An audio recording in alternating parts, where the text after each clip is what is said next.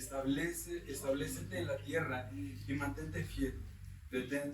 Deleítate en el Señor y Él te concederá los deseos de tu corazón. Camino, confía en Él y Él actuará. Hará que tu justicia resplandezca como el alba, su justa causa como el sol de mediodía. Guarda silencio ante el Señor y espera en Él con paciencia. No te enojes ante el éxito de otros, de los que maquilan planes malvados. Refrena la ira, deja la furia. No te enojes, pues esto conduce al mal. Porque los malvados serán exterminados, pero los que esperan en el Señor heredarán la tierra. Dentro de poco los malvados dejarán de existir. Por más que los busques, no los encontrarás. Pero los humildes heredarán la tierra y disfrutarán de gran bienestar. Y esto es lo que nos habla el Salmo de hoy. Y el tema del sermón es un corazón destruido.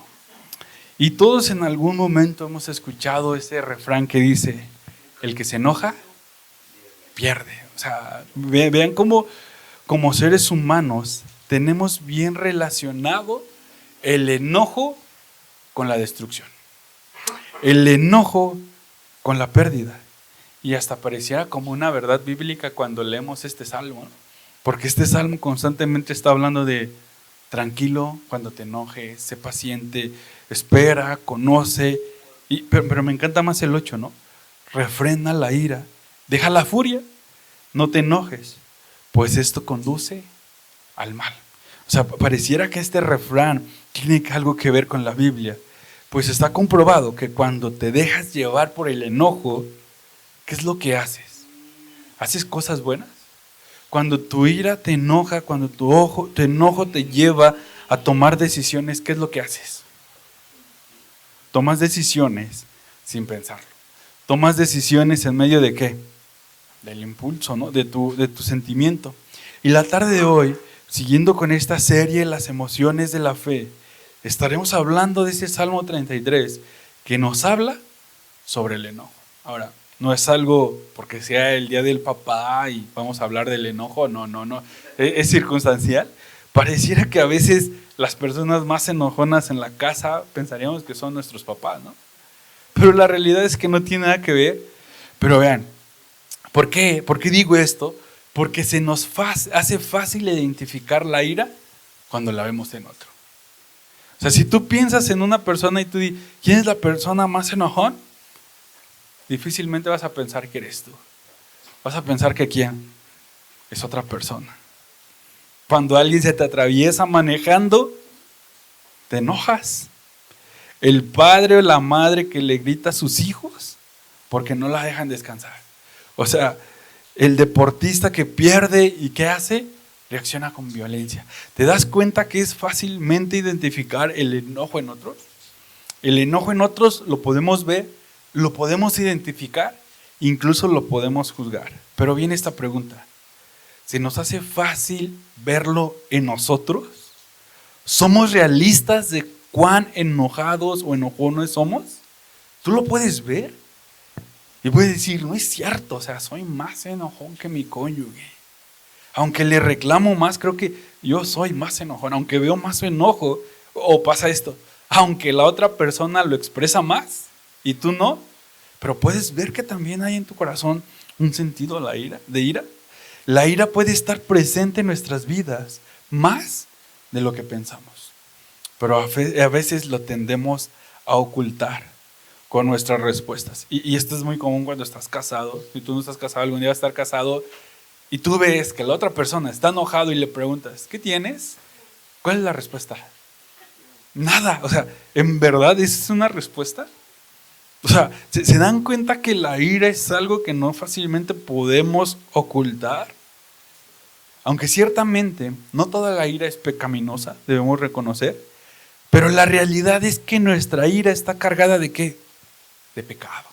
Nuestro enojo muchas veces va a estar corrompido por nuestro pecado. Escucha lo que dice este comentarista llamado apellido Jones. Dice, nuestra ira es el juicio moral negativo con el que respondemos de forma activa y con todo nuestro ser por algo que nos parece mal. O sea, ¿te das cuenta? Te vas a enojar siempre que las cosas no se hacen como ¿quién? Como tú quieres.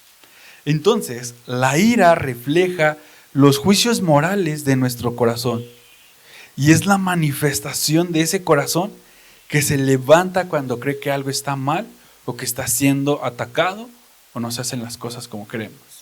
Su expresión siempre es un elemento mucho más grande y acarrea consecuencias que más grandes.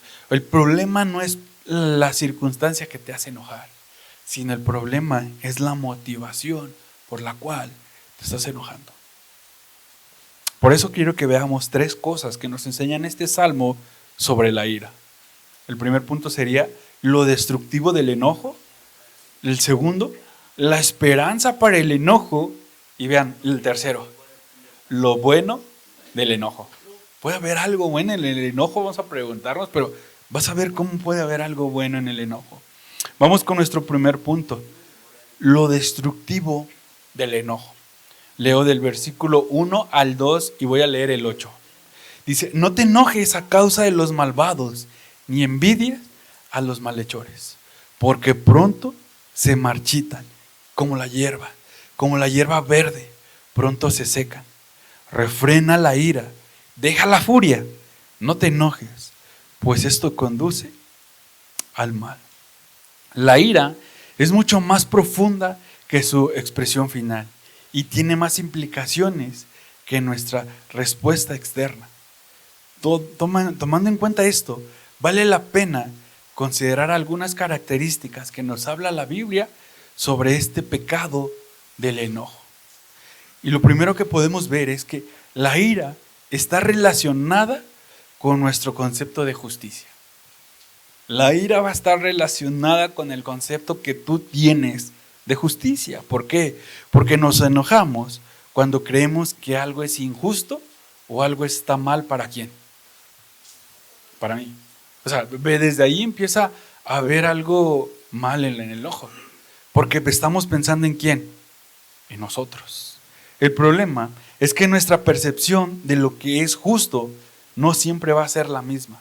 Porque muchas veces nuestra forma de medir la justicia cambia según el estándar de qué, que a mí me convenga. De modo que nuestra ira está vinculada a nuestras preferencias y percepciones, no necesariamente aquello que Dios ha declarado justo o injusto. ¿Te das cuenta? Muchas veces nos enojamos porque las personas han rebasado ¿qué? Mi estándar. Piensa en este ejemplo. ¿Qué haces cuando se te pierde dinero o alguien te roba dinero? Te enojas. Pero ¿qué pasa si el dinero o alguien deposita erróneamente dinero a tu cuenta? ¿Te enojarías? O sea, ¿se dan cuenta cómo empezamos a decir, no, lo justo es que sí me depositen dinero a mí, pero es injusto que a mí me quiten dinero? O sea, ¿te das cuenta cómo las mismas circunstancias sobre el dinero nos puede hacer enojar o nos puede causar emoción? O sea, ¿te das cuenta de eso? La ira es algo muy engañoso. La ira pecaminosa no tiene justificación. Es pecado delante de Dios y no tiene nada que ver con el otro, sino con la realidad de ¿qué? De mi corazón. Es por eso la advertencia que nos hace el salmista de cuidar nuestros corazones. No te enojes a causa de quién, de los malvados. Medita un momento en tu corazón. ¿Qué es lo que causa que te hagas enojar? ¿Qué es aquello que causa mucho enojo en tu corazón? Piensa en eso. O sea, si tú tienes hijos vas a decir, a mí me enoja cuando no me hacen caso. Pero estás bajo los estándares ¿de quién? ¿De Dios o los tuyos? A mí me enoja que Tere a veces no me hace caso. Pero no me importa su relación de Tere con Dios. Me importa que me haga ¿qué? Caso a mí. O sea, ven cómo fácilmente le decimos a Dios, Dios, gracias, tus estándares no me interesan, son más importantes los míos. Y eso que nos hace que enojar. ¿O quién de ustedes se enoja porque peca y daña su relación con Dios? Pregunta, nadie. Eso a veces ni lo pensamos, ¿no? O sea, y son de las cosas que deberían de que causar molestia en nuestra relación con Dios. La realidad es que independientemente de qué acción cometan en nuestra contra, siempre vamos a enojarnos y vamos a ¿qué? Actuar de forma pecaminosa. La ira pecaminosa no tiene justificación, es pecado delante de Dios y no tiene nada que ver con el otro, sino con la realidad de ¿quién? De mi corazón. O sea, el enojo solo va a revelar la ira que hay en donde, mi corazón. El enojo solo va a revelar lo que en realidad hay en donde, en lo profundo de mí. Nos enojamos demasiado porque la gente no hace lo que queremos. O sea, ¿te das cuenta por qué el salmista llama? No te enojes por lo que hace otra persona. Detente en ese enojo. Y vamos, Santiago es más claro. Santiago 4:1 dice, ¿de dónde vienen las guerras y los conflictos entre ustedes? No vienen de las pasiones que combaten en dónde? En tus miembros. O sea, ¿te das cuenta? La causa de la ira pecaminosa y de los conflictos que existen con otra persona es porque la otra persona me está haciendo menos y yo siento que está siendo injusta. ¿Con quién? Conmigo. Es lo que hay y solo va a reflejar lo que hay en dónde? En nuestro propio corazón. Antes de que haya una pelea afuera con tu cónyuge, tu enojo ya tuvo una pelea en dónde? En tu corazón. ¿Y qué crees? Probablemente ganó y por eso está respondiendo de qué? De esa manera. La ira viene porque hay deseos que nos dominan. Hay algo que estamos deseando más de lo que deseamos actuar con la rectitud de quién? De Dios. ¿Puedes ver que ese es el origen de la ira? La ira no es siquiera que tu hijo llegue y te pida un favor cuando tú quieres descansar. La ira es porque tú piensas más en ti y dices, voy a llegar a mi casa, voy a descansar. ¿Y qué crees? Se arruinan tus planes. O sea, ¿te das cuenta que entonces la ira empieza en dónde? En los deseos más profundos de quién? De tu corazón.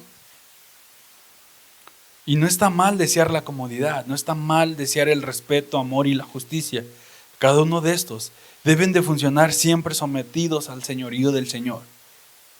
Pero si estos gobiernan tu corazón, cuando alguien te ataque esto, ¿qué vas a hacer? Vas a enojar y vas a ¿qué? Vas a querer pelear. Haz de cuenta, imagina espartanos, 2 reinos peleando por sí mismos. ¿Son pasivos? Sino al contrario, están siendo llevados ¿por quién? Por ellos mismos. Enojarte no solo implica explotar, porque el enojo no se reduce a su expresión final, sino a una expresión de nuestro corazón. O sea, la realidad es que puede haber muchas cosas que te hagan enojar y tú digas, pues si me hace enojar esto, lo voy a dejar, lo voy a evitar. Pero la realidad es que el problema ¿en dónde va a estar? En tu corazón. Una persona puede estar llena de enojo y no manifestarla. De una manera explosiva, ¿no? Como decíamos hace rato. Tú puedes estar enojado, y voy a confesar mi pecado. A veces cuando me enojo con Tere, no exploto. Pero creo que caigo en esto, estoy enojado y no le hablo. Y justifico en que digo, no exploto y no es tan pecaminoso mi enojo. Pero la realidad es que ¿qué? Está siendo igual de destructivo. ¿Por qué? Porque el problema está en ¿dónde? En mi corazón. O sea, te das cuenta que por más que digas que controlas tu ira, si no te das cuenta que hay un pecado en tu corazón, nunca vas a poder llegar a la solución. El enojo pecaminoso debe ser erradicado de nuestras vidas y el Evangelio ha hecho posible que esto sea posible, lo cual nos lleva a nuestro segundo punto, la esperanza para el enojo. Luego el versículo 3 al 7. Confía en el Señor y haz el bien, establécete en la tierra y mantente fiel. Deleítate en el Señor y Él te concederá los deseos de tu corazón. Encomienda al Señor tu camino, confía en Él y Él actuará. Hará que tu justicia resplandezca como el alba, tu justicia causa como el sol de mediodía. Guarda silencio ante el Señor y espera en Él con paciencia. No te enojes ante el éxito de otros, de los que maquinan planes malvados. Y ahora quiero hacer una pregunta para ti. ¿Qué es lo que te ayuda a controlar la ira? Cuando tú estás enojado, ¿qué es lo que te ayuda a controlar la ira?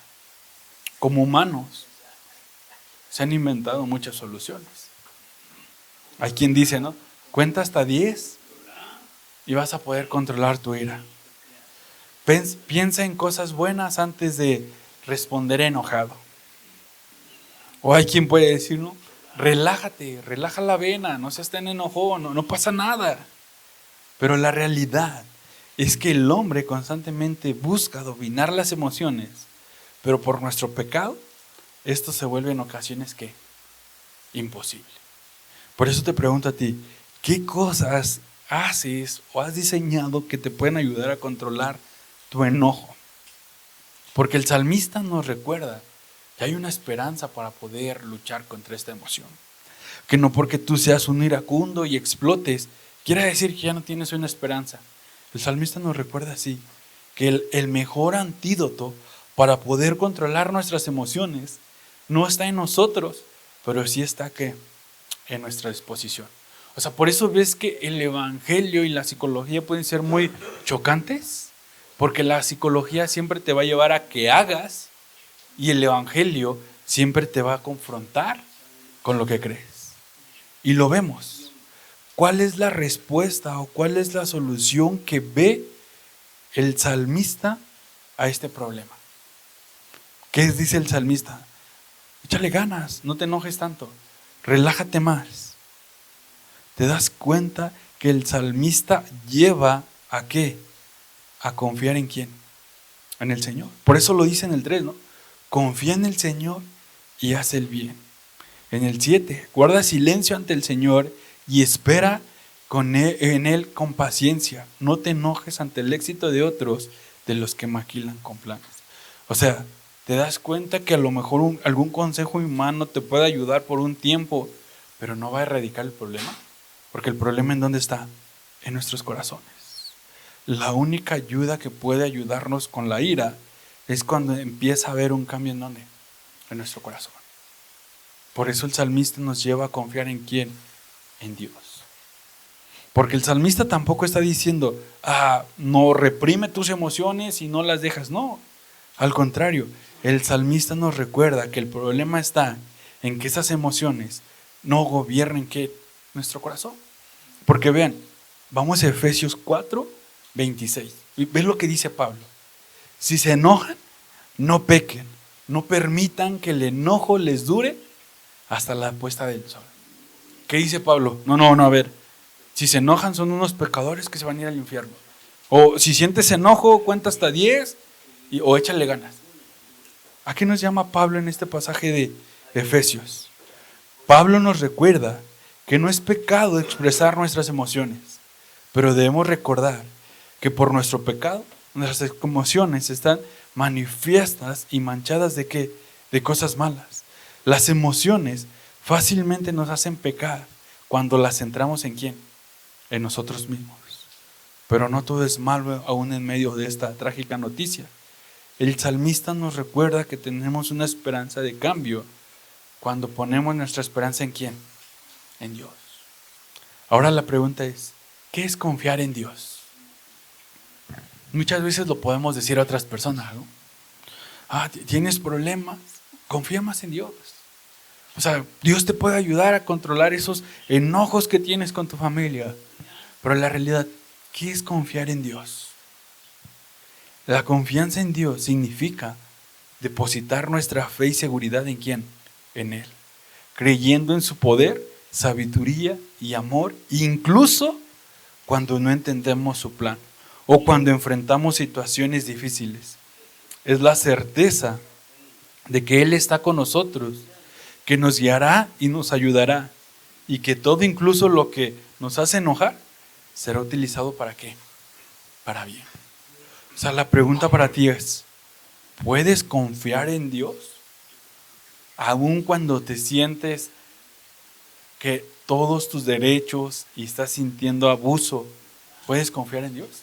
Aun cuando ves la injusticia de otras personas, ¿puedes confiar en Dios? Por eso me encanta cuando dice, ¿no? Confiar en Dios es en su poder, en su sabiduría y su amor. Su sabiduría de que todo lo que hace en tu vida lo hace ¿con quién? Con un propósito bueno. ¿Puedes confiar en ese Dios? ¿Te das cuenta que confiar en Dios va más allá de solo un par de palabras bonitas o llenas de ánimo? Confiar en Dios involucra todo nuestro ser, como las emociones y con nuestro razonamiento. Y en ese contexto es que Dios puede cumplir los deseos de ¿quién? De tu corazón. Por la sencilla razón de que tu corazón está alineado a los deseos de ¿quién? De Dios. Dios nunca va a cumplir tus deseos si tu corazón no está descansando y confiando en Él. Porque pregunta, ¿cuáles son tus deseos en medio del enojo? ¿Cuáles son tus deseos a esa persona cuando estás enojado? ¿Qué es lo que le deseas a tu jefe cuando estás enojado con él? O le dices, no, ojalá tenga más éxito y siga ascendiendo en su trabajo y que le vaya bien. ¿Esos son tus deseos? ¿Qué es lo que le deseas a tu hermano cuando estás enojado con él porque agarró algo tuyo y no lo puso en su lugar? Dices, qué bueno, ojalá Dios me siga bendiciendo para compartir. O sea, ¿te das cuenta que en nuestro enojo no tenemos los deseos de Dios? ¿Cuáles son tus deseos cuando pierdes dinero? O cuando alguien te roba dinero. Dices, qué bueno que me robó, ojalá Dios lo siga bendiciendo. ¿Esos deseos tienes? O sea, por eso te das cuenta que el salmista dice, Dios te concederá los deseos de tu corazón cuando tu corazón está alineado ¿a quién? A la confianza y a la voluntad de ¿quién? De Dios. O sea, eso es diferente. ¿Entiendes por qué la insistencia del salmista a confiar en quién? En Dios. La confianza en Dios no es algo muy metafísico, sino es algo real que puede verse reflejado en ¿dónde? En nuestras emociones. Es por eso que a veces hay personas que pareciera que no tienen emociones, ¿no? Pero a veces la realidad es que puedes confiar en Dios y decir, Dios tiene el control de esto. En medio de todas mis emociones, Dios tiene el control de esto. Lo opuesto de un enojo explosivo es la paciencia de un hombre que confía en ¿quién? En Dios. ¿Te das cuenta que la fórmula para cambiar tu carácter no es echándole más ganas, sino es que necesitas confiar en ¿quién? En Dios. Con lo que podemos decir que la confianza en Dios es un fuerte antídoto para vencer el enojo. ¿Quieres cambiar y tu enojo? Empieza a descansar, a confiar en Dios y a descansar que lo que Él hace es justo y perfecto a pesar de que te duela y te confronte. Pues recuerda que nos enojamos cuando las cosas no se hacen como nosotros queremos. Pero cuando confiamos en Dios, tienes la seguridad que si las cosas no se hacen como tú quieres, es porque Dios es más sabio que tú y Él sabe lo que es mejor para tu vida, a pesar de lo amargo que sepas para ti ese momento. Con lo que podemos decir que aún en nuestro enojo, Dios puede usar ese enojo para confrontar nuestro corazón y recordarnos la gran necesidad que tenemos de Él. Y no solo eso, Él tiene el control de tu vida y que Él conoce todas tus necesidades, pero que necesitas darte cuenta de que un cambio en tu corazón debe de suceder. El enojo nos va a ayudar a revelar las cosas que podemos amar más que a Dios o las cosas que nos dan más seguridad que Dios. Por eso preguntaba, ¿qué cosas te hacen enojar? ¿Te hace enojar tu pecado cuando fallas a Dios? Muy pocas veces. Pues siempre que perdemos algo, tendemos a enojarnos. Con lo que podemos decir que no todo es malo en el enojo. Y esto nos lleva a nuestro último punto. Lo bueno del enojo. Versículo 9 al 11. Porque los malvados serán exterminados, pero los que esperan en el Señor heredarán la tierra. Dentro de poco los malvados dejarán de existir. Por más que los busques, no los encontrarás. Pero los humildes heredarán la tierra y disfrutarán de gran bienestar. Aunque parezca algo difícil creer, la ira o enojo son parte de los atributos de Dios. Estos son perfectos y comunicables de Dios. Y no es algo exclusivo de ¿quién? Del ser humano. Solo que entre el enojo de Dios y nuestro enojo hay una gran diferencia. Nuestro enojo está corrompido ¿por quién? Por el pecado. Pero el enojo de Dios es perfecto y es santo y sin pecado. Y que uno de los atributos de Dios sea la ira, escucha lo que voy a decir, es algo bueno y digno de exaltar. Pareciera que no. Alguna vez estaba con otros cristianos y cuando hablábamos sobre la ira de Dios, él decía, no, Dios no puede ser un Dios de ira, Dios no puede ser un Dios de enojo. Pero la realidad es que sí, y escucha por qué. Imagina un Dios que no tiene ira ante el abuso sexual a una niña pequeña, frente al aborto de un bebé indefenso en el vientre de su madre, o frente a un político que se roba los recursos de los pobres. Es pensar en un Dios malvado. Dios tiene ira porque es un Dios bueno y no puede soportar el mal. La ira de Dios es una respuesta justa y santa contra el pecado, que refleja su amor por la justicia y su deseo de que todos se arrepienten y encuentren ¿qué? La salvación. O sea, ¿te das cuenta que en realidad hay una esperanza en medio de la ira? Dice un autor llamado Arthur Pink, la ira de Dios es su aborrecimiento eterno de toda injusticia. Es el desagrado y la indignación de la equidad divina contra el mal. Es la santidad de Dios activa contra el pecado. Es la causa motora de esa sentencia justa que Él dicta contra los malhechores. Dios está enojado contra el pecado porque es una rebelión contra su autoridad, un mal cometido contra su soberanía inviolable. Los que se rebelan contra el gobierno de Dios deben de saber que Dios es el Señor. Él les hará sentir cuán grande es esa majestad que desprecian y cuán terrible es esa ira que amenaza, que tampoco consideraba. O sea, ¿te das cuenta que en realidad el salmista nos recuerda esto? Que la ira de Dios tiene el propósito de llevarnos a ver nuestro pecado, de hacernos sentir que en realidad no merecíamos nada, porque constantemente ¿qué hacemos? Nos rebelamos en contra de Dios. Es por eso que dice el Salmo que los malhechores serán ¿qué? Exterminados por la ira de Dios. Y cuando vamos a Romanos 1:18, dice lo siguiente: en verdad, la ira de Dios viene revelándose desde el cielo contra toda impiedad e injusticia de los seres humanos, que con su maldad obstruyen la verdad. La pregunta que puede surgir aquí es, ¿cómo se puede ver como algo bueno la ira de Dios si en realidad todos somos malvados? Y la respuesta la podemos ver cuando volteamos a ver a la cruz.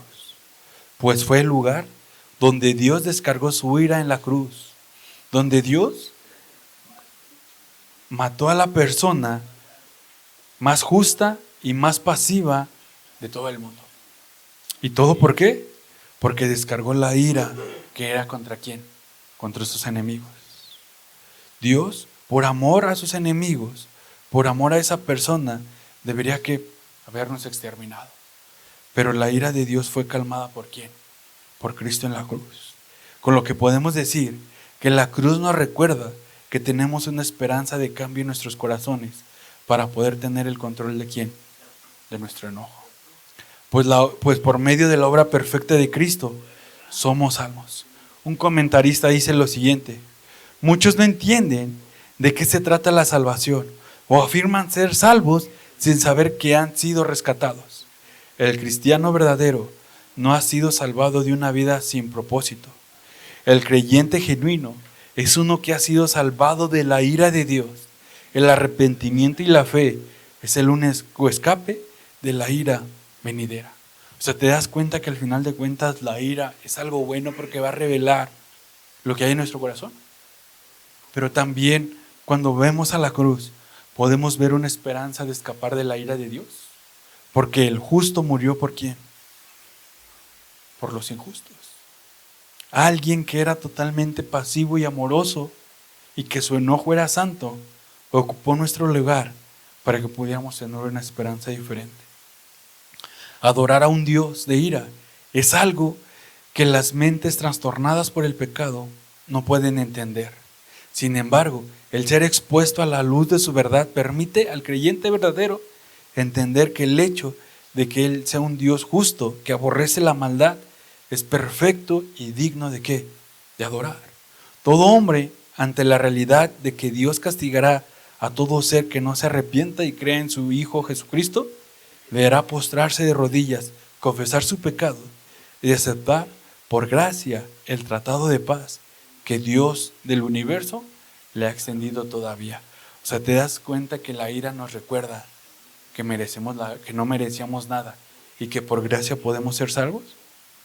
Familia, una forma de controlar nuestro enojo no es siendo más tolerante, no es contando hasta 10, no es pensando en cosas buenas, no es echarle más ganas.